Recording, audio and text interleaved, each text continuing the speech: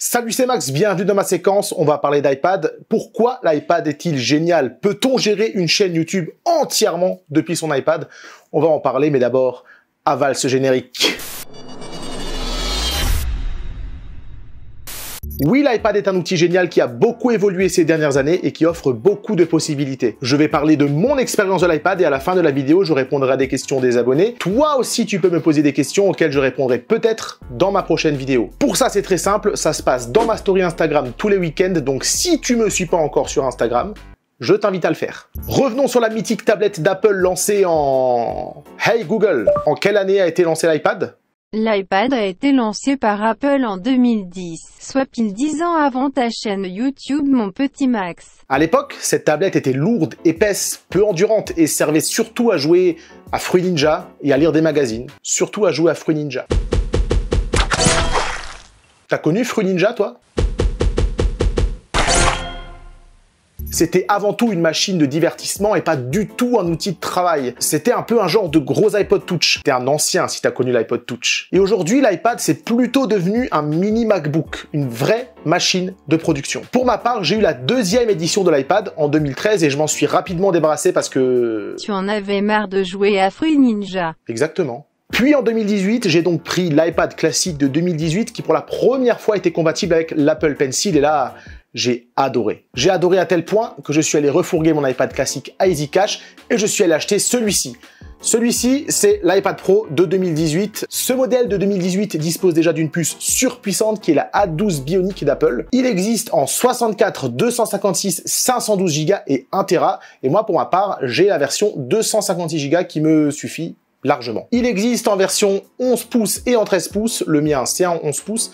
Il a un écran super lumineux qui est un écran LCD super bien calibré au niveau des couleurs comme d'habitude chez Apple. C'est une dalle de type IPS et pour ceux qui ne le savent pas, la technologie IPS c'est celle qui permet le meilleur rendu des couleurs sur un écran. Il n'y a que l'OLED qui peut battre l'IPS. D'ailleurs, le tout nouvel iPad Pro ne dispose pas d'un écran OLED, mais d'un écran LCD avec un éclairage mini LED qui donne une sensation d'écran OLED, c'est-à-dire avec des noirs qui sont tout noirs, ce qui n'est pas le cas sur cet iPad Pro de 2018. Et si je parle du rendu des couleurs, c'est parce que c'est important pour nous les créatifs, pour nous les personnes qui créons des vidéos, qui faisons de la photo, etc. Et comme l'iPad Pro est quand même une machine qui se destine aux professionnels, c'était important qu'ils mettent une dalle IPS, et ils l'ont fait. Cet écran d'iPad Pro a un taux de rafraîchissement de 120 Hz, ce qui rend la navigation super fluide, et c'est pas tout, l'écran est laminé. En gros, ça veut dire que quand on écrit ou on dessine sur l'écran avec le pencil, on a l'impression d'écrire directement sur l'écran, il n'y a pas de latence. Sur l'iPad classique, l'écran n'est pas laminé, l'expérience du pencil est donc un tout petit peu moins bonne. Et surtout, cet iPad Pro, il a quelque chose qui pour moi est très important. Il dispose d'un port USB-C, ce qui permet de connecter à cet iPad tout un tas de choses comme un disque dur externe, une clé USB, une carte SD. Ça peut permettre, par exemple, quand on filme avec une caméra type GH5, d'envoyer ses rushs dans son iPad Pro et de faire le montage avec LumaFusion. Mon iPad Pro, je l'ai depuis maintenant 2 ans et je l'utilise pour beaucoup de choses.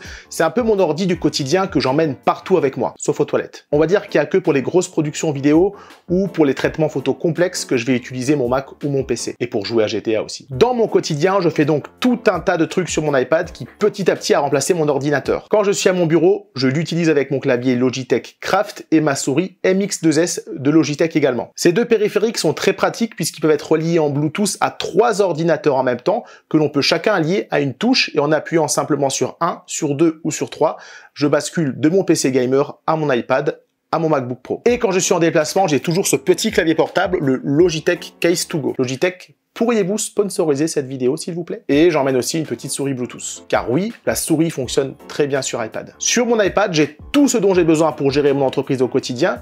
Tous mes documents importants sont stockés dans iCloud et je les retrouve dans Fichiers, comme sur mon MacBook. Tout ce qui est comptabilité est sur mon iPad également, notamment mon logiciel de facturation Bildu, que je retrouve aussi sur mon iPhone. Toutes mes informations clients sont contenues dans l'application Notes d'Apple et dans l'application GoodNote, qui est une application géniale qui permet de créer des cahiers virtuels. Et que ce soit ma gestion d'agenda, de tâches, mes visioconférences, tout ça, je le fais avec mon iPad. Bref, on va dire toute la partie bureautique de mon quotidien. La seule chose que je ne fais pas sur mon iPad, c'est la production vidéo et le traitement photo. Pour mes contenus web sur YouTube et Instagram, j'utilise aussi beaucoup mon iPad. L'écriture de mes vidéos, par exemple, je les fais quasi systématiquement sur mon iPad, et même quand je les écris sur mon Mac, ça se synchronise automatiquement sur mon iPad grâce à iCloud. Pour ça, j'utilise les mêmes applications que pour ma clientèle, à savoir Notes d'Apple et GoodNotes, l'application qui permet de créer des cahiers virtuels. Je retouche aussi toutes les photos que je mets sur Instagram avec 3 applications que j'adore, à savoir Lightroom mobile, Focus et Photoshop Fix. Et bien sûr, il faut que je te parle de l'application que je trouve la plus géniale sur iPad, je sais que j'en parle tout le temps,